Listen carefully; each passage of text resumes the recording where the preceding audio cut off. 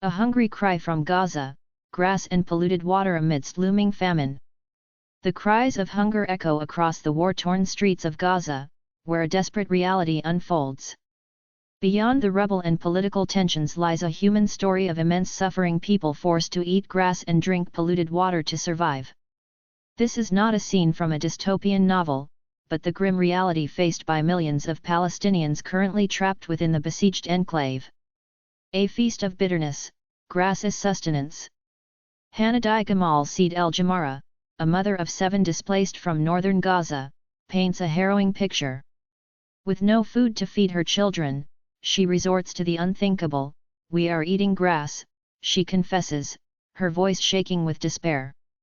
This desperate act, a stark symbol of the dire situation, is not an isolated incident. Many families in Gaza are resorting to foraging for wild plants, their meager offerings a poor substitute for a proper meal.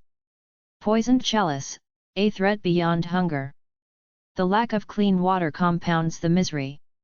With the infrastructure crippled and resources scarce, most Gazans rely on desalination plants for drinking water. However, these plants are often unreliable and produce water contaminated with nitrates and other pollutants. This contaminated water poses a serious health threat, increasing the risk of diseases and further jeopardizing the lives of vulnerable populations, particularly children and the elderly. A shadow over life, the risk of dying young. The consequences of this grim scenario are stark. Malnutrition is rampant, leading to stunted growth, weakened immune systems, and increased vulnerability to diseases. The fear of dying young hangs heavy over the people of Gaza. Young children, their faces gaunt and bodies frail, bear the brunt of this suffering, their futures clouded by the shadow of hunger and illness. A blocked lifeline, challenges to reaching the starving. The international community's efforts to provide humanitarian aid face numerous obstacles.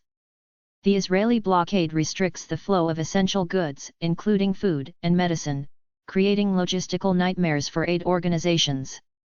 The political complexities and ongoing tensions further hinder effective aid distribution, leaving millions trapped in a cycle of desperation. A gaping wound, the immensity of the need. The magnitude of the crisis is undeniable. The gap between what the people of Gaza need and what they are receiving is vast.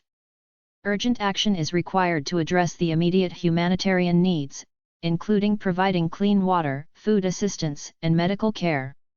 However, long-term solutions are also crucial, including lifting the blockade and finding sustainable solutions to address the root causes of this crisis. This is not just a story of hunger and despair, but a call to action. The world cannot turn a blind eye to the suffering in Gaza. We must stand in solidarity with the Palestinian people and demand a future free from hunger, fear, and the indignity of eating grass to survive.